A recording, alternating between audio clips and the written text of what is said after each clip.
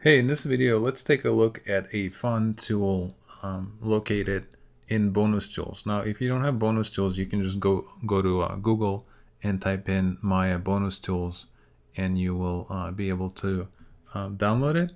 So it's a fun little addition to Maya. So for example, one cool trick you could do with this is if you go to curves, you can grab the curve pencil. And let's say we create something really crazy, like some of these swirls, just like that. All right. And next, I'm going to go to bonus tools, go to modeling, and I have here something called curve to tube mesh. Now, when I click on it, it doesn't look too good. But if I go to length divisions under channel box and type in something a little bit larger, maybe 100, and then go to mesh display and do a reverse, you can see how I can quickly create some really fun and cool geometric shapes that otherwise would be pretty difficult to do unless you extract along the curve. But this is even easier.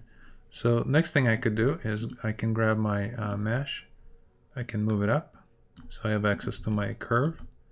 Then if I go to vertex mode, I can turn on my self-selection, and now I can just simply, let's turn this up a little more. I can quickly move my points around in any way I wish, just so the geometry doesn't actually penetrate. And you can see how you can quickly create really cool, awesome looking cables or necklaces or anything that has to do with tubes is pretty amazing. So this is a really cool way to quickly make very complex tubing, and keep in mind at all times you have full control. So if you need higher resolution, you can just pump this up, and now you have more res. All right, so in this video I just wanted to show you this, and I hope you take advantage of this cool tool. All right, thanks for watching.